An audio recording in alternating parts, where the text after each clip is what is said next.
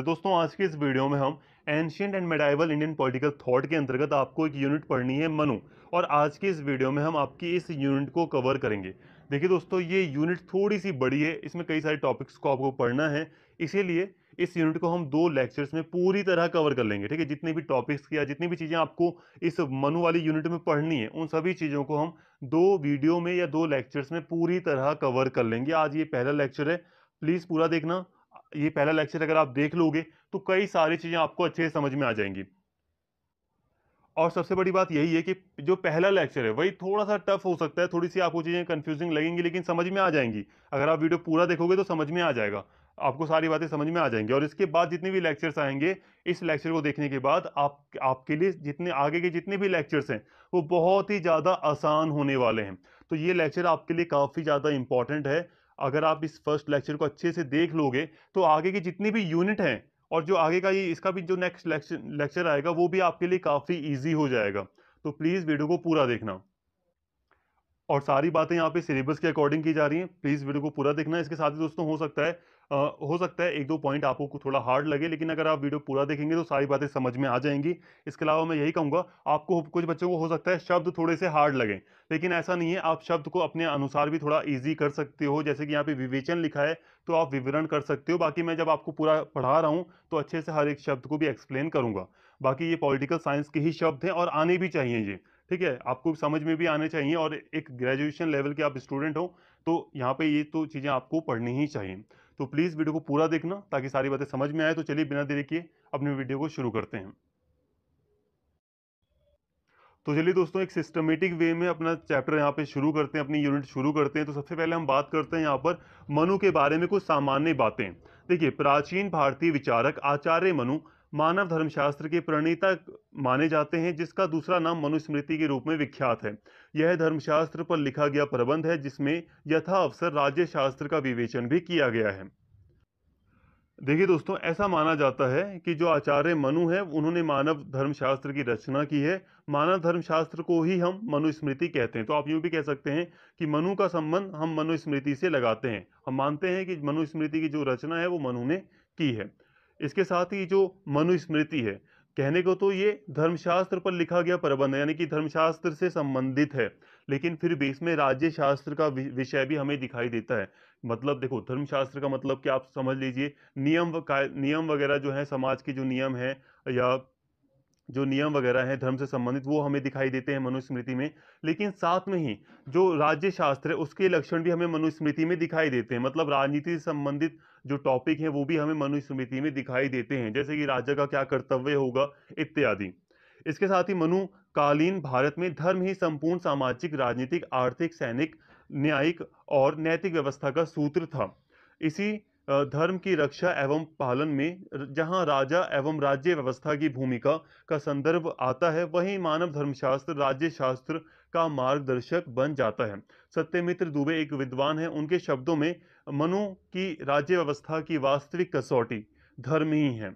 अब यहाँ पे देखिए, अगर हम बात करें आगे, तो देखिए जो मनुकालीन भारत था, जब मनु विद्वान थे, जब भारत उस जो प्राचीन काल का जो भारत था, जिस टाइम पर मनु थे, ठीक है, तो उस टाइम का जो भारत था उसमें धर्म ही सब कुछ था। अब ये जो धर्म है इसे आप कर्तव्य के रूप में ले सकते हैं, आगे और अच्छे से एक्सप्लेन किया जाएगा। तो उस समय धर्म ही सब कुछ था। ठीक है, हर चीज का या हर क्षेत्र का जो सूत्र था वो धर्म ही था।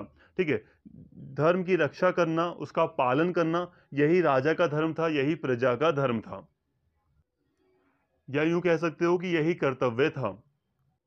कुल मिलाकर हम कह सकते हैं कि मनुकालीन भारत में जो पूरी राज्य व्यवस्था है, जो पूरा समाज है, पूरा जो देश है, उसकी वास्तविक कसौटी धर्म ही था। आगे एक्सप्लेन किया जाएगा इसको।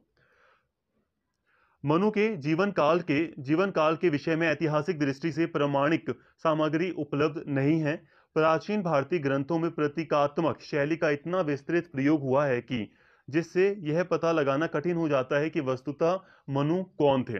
अब देखिए दोस्तों, यहाँ पे एक बहुत बड़ा विवाद आ जाता है या बहुत बड़ी कंफ्यूजन आ जाती है कि मनु कौन थे।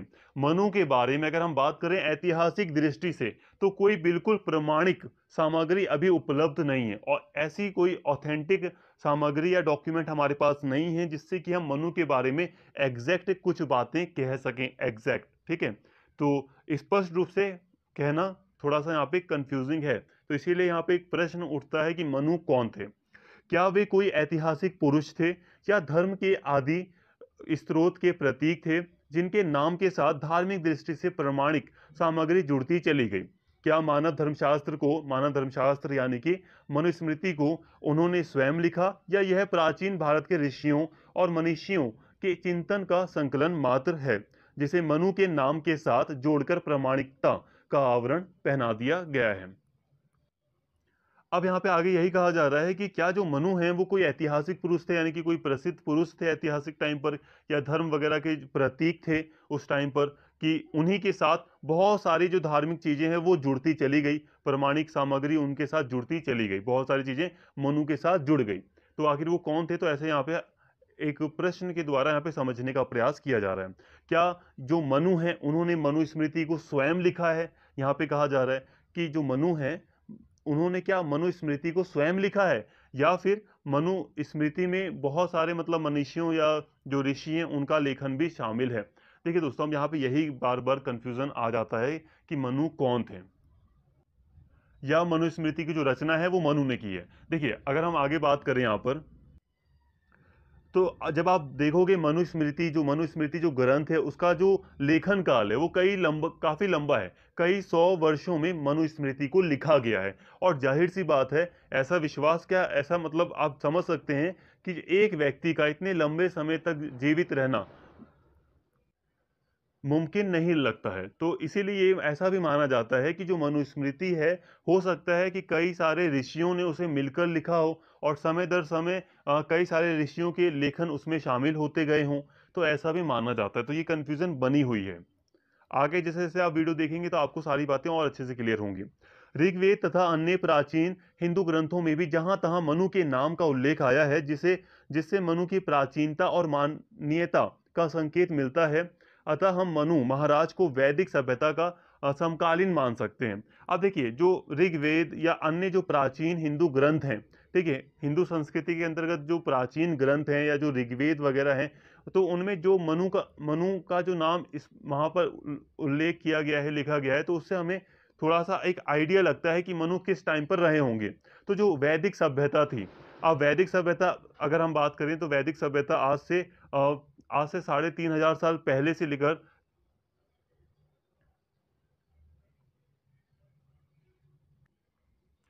3,500 साल पहले से लेकर 2500 साल पहले तक थी। मतलब 1500 ईसा पूर्व से लेकर 600 ईसा पूर्व के आसपास वैदिक सभ्यता रही थी।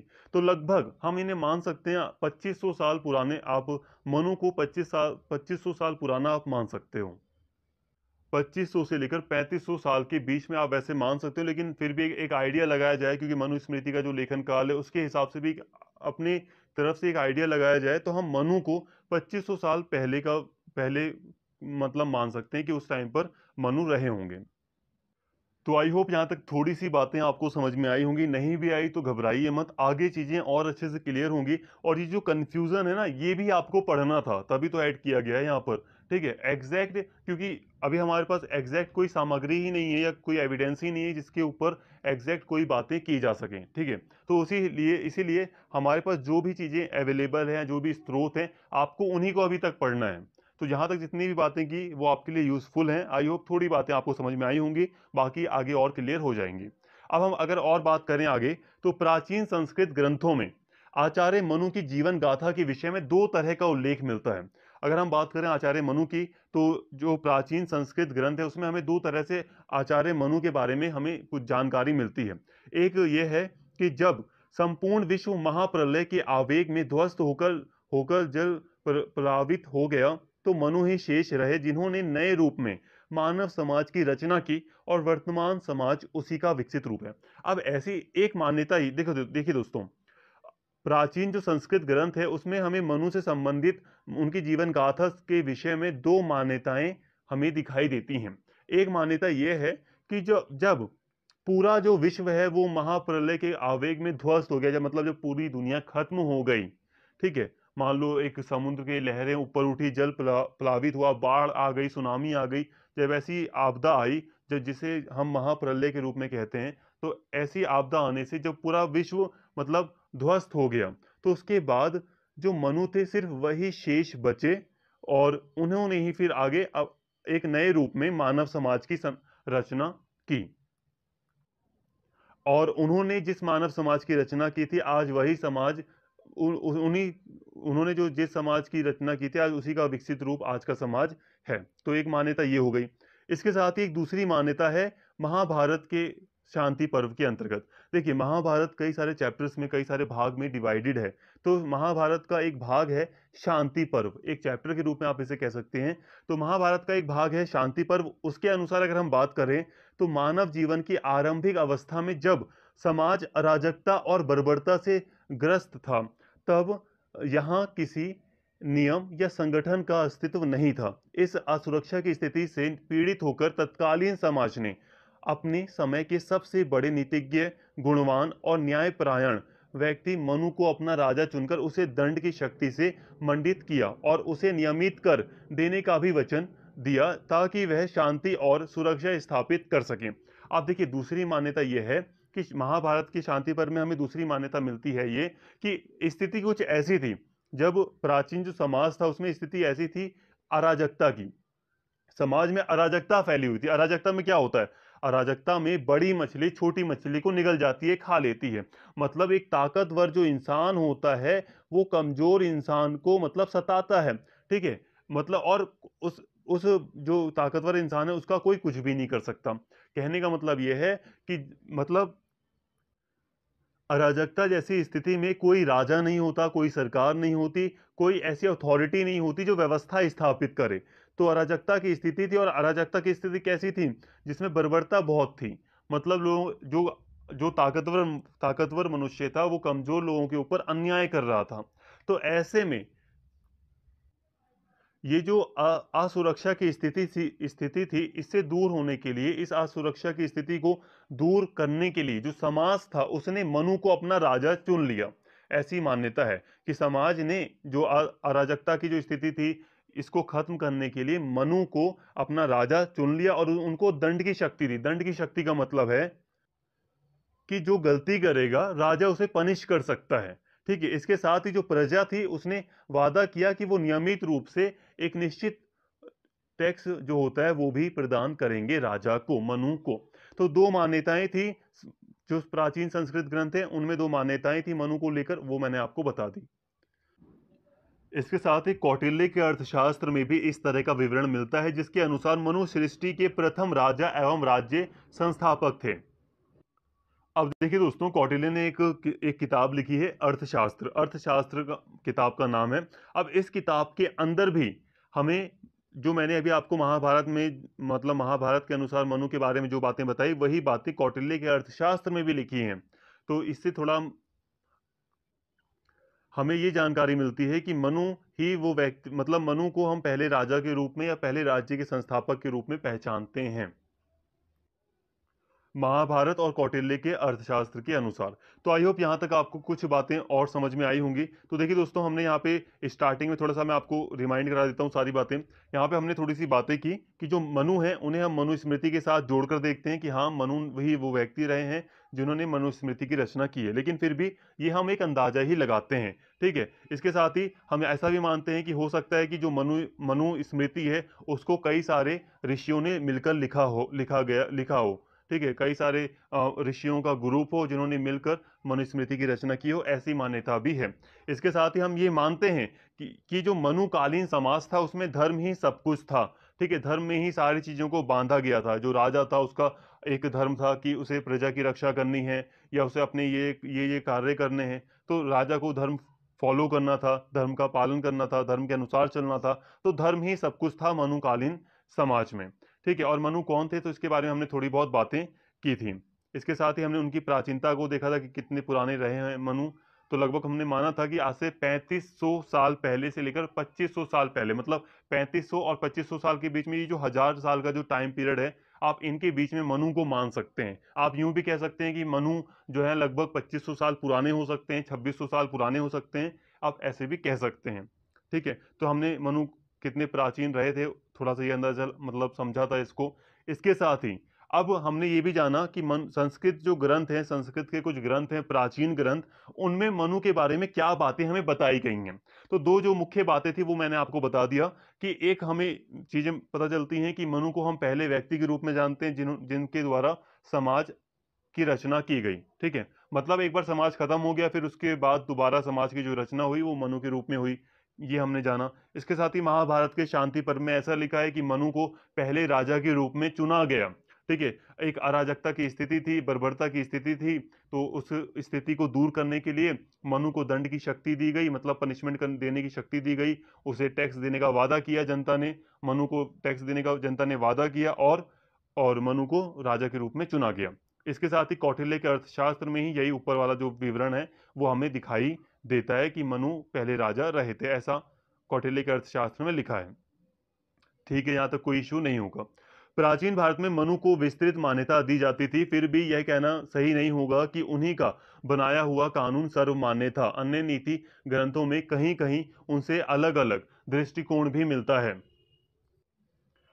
उदाहरण के लिए शुक्र नीति के अंतर्गत राजा की देवी प्रकृति के विचार को जिस तरह संशोधित करके अलग अलग प्रकृति के राजाओं के प्रति अलग अलग व्यवहार का समर्थन किया गया है, वह मनुस्मृति के दृष्टिकोण से अलग अलग भिन्न है और उससे अधिक व्यवहारिक है। कहने का मतलब दोस्तों यह है कि अभी हमने मनु के बारे में थोड़ी बहुत जानकारी मतलब ली, मनु को हमने थोड़ा बहुत समझ लिया। ठीक है, अब हम आगे बढ़ रहे हैं, यहाँ पे हम थोड़ा मनु के समाज वगैरह के बारे में बात कर रहे हैं। तो देखिए, मनु को हम मानते हैं कि मनुस्मृति की रचना की, इन्होंने बहुत सारे नियम वगैरह बनाए हैं, धर्मशास्त्र के अंतर्गत उन्होंने, मनुस्मृति के अंतर्गत इन्होंने बहुत सारी बातें की हैं। ठीक है, लेकिन फिर भी ऐसा नहीं है कि मनु ही सब कुछ थे उस समय। हमने ऐसा भी देखा ना कि मनु को पहले राजा के रूप में चुना गया था, ऐसी भी मान्यता रही है।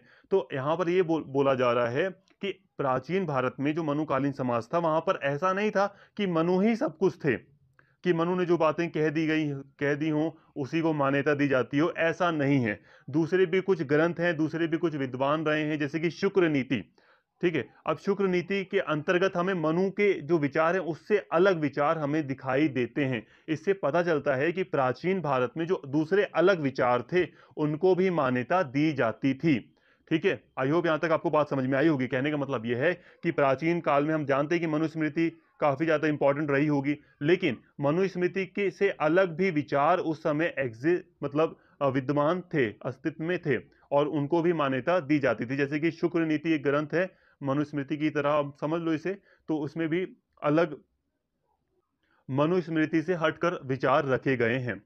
इसके साथ ही देखिए, एक उदाहरण हो गया शुक्र नीति का, इसके साथ ही याज्ञवल्क्य स्मृति, ये भी एक आप किताब के रूप में समझ लीजिए। कई सारी स्मृतियां हैं, अब मैं उसमें उतना डिटेल में नहीं जाऊंगा, लेकिन यहाँ पे आप इसे भी एक ग्रंथ के रूप में समझ लो, प्राचीन ग्रंथ याज्ञवल्क्य स्मृति। इसके अंतर्गत मनुस्मृति की अनेक मान्यताओं का खंडन किया गया है। कौटिल्य के अर्थशास्त्र में भी कहीं कहीं मनुस्मृति के दृष्टिकोण से अलग या भिन्न मत प्रकट किया गया है। तो मतलब आप समझ सकते हैं कि प्राचीन काल में मनुस्मृति ऐसा नहीं है कि सिर्फ एक ही मतलब विद्वान या एक ही जो बुक है उसी की मान्यता चल रही हो, ऐसा नहीं है। उससे अलग भी मान्यताएं विद्यमान थी, उससे अलग जो विचार थे उनको भी मान्यता दी जाती थी। आई होप यहां तक आपको चीजें क्लियर होंगी। इसके साथ ही इससे यह सिद्ध होता है कि प्राचीन भारत में परंपरागत मत से असहमति प्रकट करने पर कोई प्रतिबंध नहीं था। आचार्य मनु के विचारों का मूल्यांकन इसी दृष्टि से करना चाहिए। तो इस तरह हम समझ सकते हैं कि पहले हम समझ सकते हैं कि प्राचीन भारत में जो परंपरागत विचार थे, अगर उससे कोई असहमत भी होता था तो इस पर कोई प्रतिबंध नहीं था। आई होप यहां तक आपको चीजें क्लियर होंगी। अब देखिए दोस्तों, यहां तक हमने जितनी भी बातें की वो बातें हुई मनु को लेकर, सिर्फ मनु को लेकर हमने बातें की, और काफी हद तक हमने काफी चीजें समझी हैं। अब हम इसी में और डीपली हम समझ रहे हैं और बात कर रहे हैं राजा की देवी उत्पत्ति का सिद्धांत। अब मनुस्मृति में यानी कि मनु के द्वारा राजा की देवी उत्पत्ति का सिद्धांत दिया गया है, अब हम इसको समझ रहे हैं। ये चीजें आपके सिलेबस के अकॉर्डिंग ही हैं, तो प्लीज आगे आप देखिए वीडियो को पूरा, ये सारी चीजें आपके सिलेबस के अकॉर्डिंग ही हैं। तो यहां तक हमने मनु को काफी डिटेल में समझ लिया, उनसे जुड़ी कई सारी हमने बातें की। अब हम बात कर रहे हैं कि मनु ने जो सिद्धांत दिए हैं, स्पेशली जो मेजर जो सिद्धांत है राजा की देवी उत्पत्ति का सिद्धांत, हम इसको समझ रहे हैं कि आखिर ये क्या है, इसके बारे में क्या क्या बातें कही गई हैं, इंपॉर्टेंट है और सिलेबस के अंडर है ये। आचार्य मनु ने अपने प्रसिद्ध ग्रंथ मानव धर्मशास्त्र में जहां राजतंत्र का विवेचन किया है, वहां उन्होंने राजा की देवी उत्पत्ति का के सिद्धांत का विवरण भी दिया है। वस्तुतः धर्म ही मानव धर्मशास्त्र का मूल मंत्र है, अतः राजा को देवत्व की स्थिति प्रदान करने का अर्थ है उसे सर्वमान्य बनाना। तो देखिए दोस्तों, आचार्य मनु ने राजा को के देवी उत्पत्ति का सिद्धांत दिया है। उन्होंने जहां पर देखो, मनुस्मृति के अंतर्गत आचार्य मनु ने जहां पर राजतंत्र का विवरण दिया है, वहीं पर उन्होंने राजा की देवी उत्पत्ति का सिद्धांत भी दिया है। और हम जानते हैं कि मनुकालीन जो समाज था उसमें धर्म ही सब कुछ था। और एक बात यहाँ पे ध्यान देने वाली है कि राजा को यहाँ पर देवत्व की स्थिति दे दी गई। देवत्व की स्थिति का मतलब है ईश्वर की समान स्थिति, और ऐसी स्थिति देने का मतलब है कि उसे सर्वमान्य बनाना। सर्वमान्य मतलब कि राजा पर सभी विश्वास करें, राजा को मान्यता दें। तो राजा को एक देवताओं के समान बताया गया मनु के द्वारा। अभी अभी सारी चीजें आप और डिटेल में समझी तो और क्लियर होगा आपको। इस दृष्टि से मनु महाराज पर यह आरोप भी लगाया जाता है कि उन्होंने राजा को अधिनायक या पूर्ण सत्तावादी बना दिया है, जिसके प्रत्येक आदेश के आगे नतमस्तक होना प्रजा का पालन कर्तव्य है। प्रजा को पावन कर्तव्य है। प्रजा को यह प्रश्न करने का अधिकार नहीं कि राजा का आदेश उचित है या अनुचित। उसे इसकी प्रामाणिकता पर संदेह करने की अनुमति भी नहीं है। राजा तो देव तुल्य है, चाहे वह मनुष्य रूप में शिशु ही क्यों ना हो। उसकी अवज्ञा करना सर्वथा निषिद्ध है। उसके व्यक्तित्व में देवत्व का समावेश है। वह सर्वज्ञ, सर्वशक्तिमान और सर्वोपरि है। अब देखिए दोस्तों, आचार्य मनु ने राजा को देवताओं का ही समान दर्जा दिया है। उन्होंने माना है कि जो राजा है वो देवताओं के समान है, उसका व्यक्तित्व, वो सर्वज्ञ है, सर्वशक्तिमान है, वो सबसे ऊंचा है, सर्वोपरि है। ठीक है। और इसी के कारण ऐसा माना जाता है, कई बार ऐसे मतलब आरोप लगाए जाते हैं मनु महाराज के ऊपर, यानी कि मनु के ऊपर, कि उन्होंने राजा को अधिनायक बना दिया है, तानाशाह बना दिया है, राजा को पूर्ण सत्ताधारी बना दिया है। तो ऐसे आरोप भी लगाए जाते हैं, लेकिन ये पूरी तरह अभी सच नहीं है। अभी आगे आप समझ जाओगे। राजा की उत्पत्ति के देवी सिद्धांत को प्रमाणिक रूप देने के लिए आचार्य मनु ने यहाँ तक कहा कि राजा के व्यक्तित्व में देवी गुण और शक्ति का समावेश होता है। ईश्वर ने समस्त संसार की रक्षा के लिए निमित्त वायु, यम, ये एक तरह से आप देखिए, वायु, यम, वरुण, सूर्य, अग्नि, इंद्र तथा कुबेर के सर्वोत्तम अंशों के संयोग से राजा की सृष्टि हुई है। मतलब ये भगवान के अंगों से राजा की सृष्टि, मतलब राजा बना है। इंद्र से प्रभुत्व, सूर्य से प्रताप, यम से क्रोध, कुबेर से धन और चंद्रमा से आह्लाद यानी कि आनंद प्रदान करने का गुण लेकर राजा के शरीर का निर्माण हुआ है। तो इस तरह आप देख सकते हैं कि मनु महाराज ने, यानी कि आचार्य मनु ने राजा को देवताओं के समान काफी हद तक बताया है। अतः राजा के व्यक्तित्व में प्रधान देवताओं के दिव्य गुणों का प्रभाव आ गया है। वह साक्षात ईश्वर का अवतार है। राजा युग प्रवर्तक है। वह अपनी प्रजा के लिए आदर्श स्वरूप है, अर्थात प्रजा को अपने राजा के पद चिन्हों पर ही चलना चाहिए। कुल मिलाकर आप कह सकते हैं कि मनु ने राजा को पूरी तरह देवताओं का ही एक अंश कहा है, ईश्वर का ही एक अवतार कहा है। मतलब कुछ इस तरह से आप समझ सकते हैं कि मनु ने माना है कि जो राजा है वो ईश्वर का ही एक अवतार है, और उसका मतलब उसके आगे सभी को नतमस्तक होना चाहिए। वो सर्वमान्य है, उसको और उसकी आज्ञा का पालन सभी को करना चाहिए। और ऐसा ही एक बहुत बड़ा दर्जा राजा को दिया गया है मनु के द्वारा। लेकिन दोस्तों अभी आगे और चीजें पढ़ेंगे तो क्लियर होगा। देखिए, हिंदू राज्य शास्त्र के प्रसिद्ध विद्वान के.पी. जायसवाल एक बहुत बड़े विद्वान हैं, के.पी. जायसवाल। इन्होंने आचार्य मनु के इन्हीं विचारों के आधार पर यहाँ तक कह दिया है कि मानव धर्मशास्त्र यानी कि मनुस्मृति राजा की देवी उत्पत्ति का सिद्धांत स्थापित करके और राजा को देवतुल्य, देवताओं के समान मानते हुए संभवतः उसे निरंकुश तंत्र के लिए अनुमति पत्र दे देता है। इन्होंने कहा कि जो मनुस्मृति है उसमें राजाओं को देवताओं के समान बताकर मनु महाराज ने, यानी कि आचार्य मनु ने राजा को निरंकुश बनाने का मतलब एक लेटर दे दिया कि आप निरंकुश बन सकते हैं। निरंकुश का मतलब आप समझते ही हैं, एक तानाशाही राजा बन सकते हैं जो कि प्रजा पर ध्यान ना दे, निरंकुश राजा बन सकते हैं। तो ऐसा के.पी. जायसवाल का कहना है। लेकिन हमें ये नहीं भूलना चाहिए कि आचार्य मनु जहां राजा की शक्ति को पूर्ण सत्तावाद के स्तर पर ले जाते हैं, वहां उन्होंने राजा को ऐसे कर्तव्यों से भी बांध दिया है जिन्हें स्वीकार कर लेने के बाद वह अपनी प्रजा का पालक ही रह जाता है। दूसरे शब्दों में मनु महाराज राजा के चरित्र को इतना ऊंचा उठाते हैं और उस पर इतनी धार्मिक मर्यादाएं लगाते हैं कि फिर उसके देवतुल्य होने में कोई संदेह नहीं रह जाता।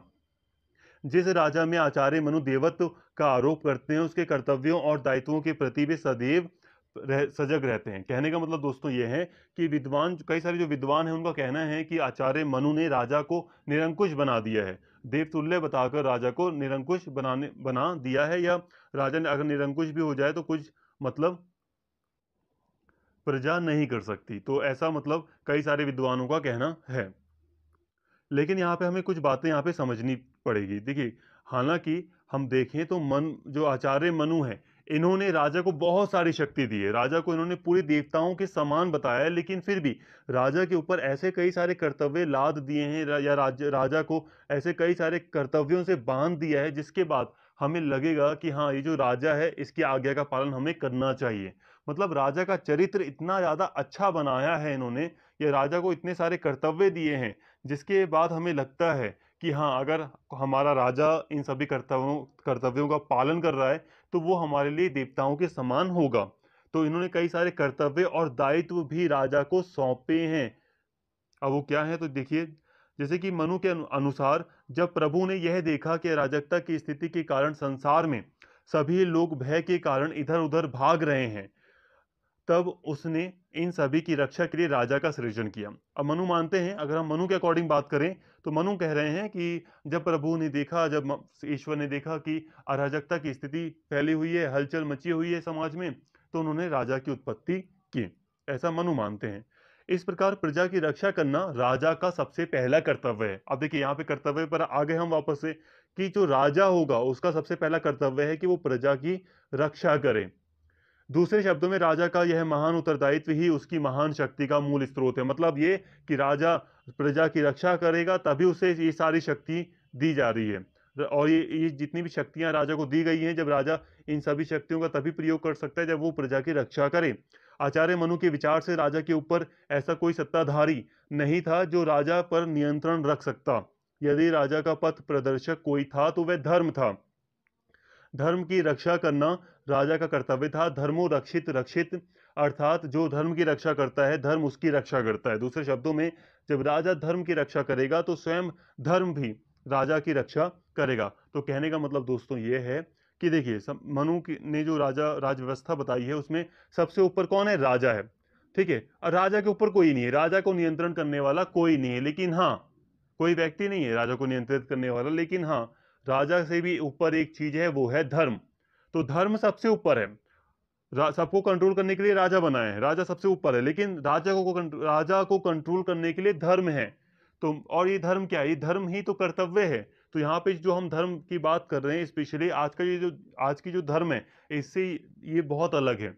ये जो धर्म, यहाँ पे जिस धर्म की बात की जा रही है, हकीकत में ये कर्तव्य है।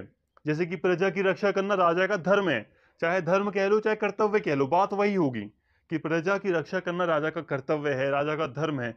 तो ये जो धर्म है वो कई सारे कर्तव्यों से मिला हुआ है। तो धर्म का पालन करना राजा का सबसे बड़ा कर्तव्य था, और धर्म ही राजा का पथ प्रदर्शक, मार्गदर्शक था। तो इस तरह राजा के ऊपर कई सारे कर्तव्य, दायित्व और धर्म का नियंत्रण रहता है। मनु ने जो राजा की बात की है, ऐसा नहीं कि मनु के द्वारा जो राजा का मतलब जिक्र किया गया है वो पूरी तरह निरंकुश हो सकता है। उसके ऊपर कई सारे तरह के दायित्व सौंपे गए हैं। यदि राजा अपने कर्तव्यों का पालन करने में असमर्थ है तो वह पाप का भागी होगा, ऐसी मान्यता रखी गई है। राजा केवल अपने धर्म के पालन के लिए ही उत्तरदायी नहीं, उसे यह देखना चाहिए कि प्रजा भी धर्म का पालन कर रही है। तो प्रजा भी धर्म का पालन करे, ऐसा राजा को भी देखना होगा। वह कर के रूप में, यानी कि टैक्स के रूप में, प्रजा के धन धान्य का छठा भाग वसूल करने का अधिकारी ही नहीं, बल्कि सबके पाप पुण्य का छठे भाग का अधिकारी भी होगा। मतलब प्रजा जो पुण्य करती है, प्रजा जो मतलब पुण्य करती है, या जो है, मतलब प्रजा का जो धन है उसका छठा हिस्सा राजा को मिलेगा, ठीक है। लेकिन साथ में प्रजा जो पाप पुण्य करती है उसका छठा हिस्सा भी राजा को मिलेगा। मतलब ये कि राजा एक दृष्टि रखेगा जनता के ऊपर भी कि कोई कुछ गलत तो नहीं कर रहा, क्योंकि कोई कुछ गलत करेगा तो उसका भागी भी राजा होगा। हाँ, कोई अच्छा करेगा तो अच्छे का भागी भी राजा होगा। तो ये फायदा राजा के लिए ठीक होगा कि सभी लोग अच्छा काम करें। अतः यह कहने में कोई अतियुक्ति नहीं होगी कि मानव धर्मशास्त्र यानी कि मनुस्मृति, यहाँ पे मनुस्मृति भी आप लिख सकते हो, कोई दिक्कत नहीं, मानव धर्मशास्त्र भी लिख सकते हो, बाकी दोनों चीजें लिखना, मनुस्मृति ज्यादातर प्रेफर करना। मनुस्मृति में धर्म का अंकुश राजा को निरंकुश होने से बचा लेता है। शिशिर कुमार मित्र के शब्दों में मानव धर्मशास्त्र के अनुसार राजा प्रजा का सेवक था, वह धर्म का रक्षक था और उसकी शक्ति पर इस तरह की रोक लगी हुई थी जो उसे व्यक्तिक निरंकुश तंत्र का रूप धारण करने या पूर्ण सत्तावाद या स्वेच्छाचार की ओर अग्रसर होने से रोकती थी। तो इस तरह दोस्तों हम देखते हैं कि मनुस्मृति में जो राजा का जिक्र किया गया है, राजा जो देवीय उत्पत्ति का जो सिद्धांत शामिल किया गया है, उसमें हम देखते हैं कि राजा के ऊपर धर्म का एक अंकुश लगाया गया है जिससे कि राजा निरंकुश ना हो सके।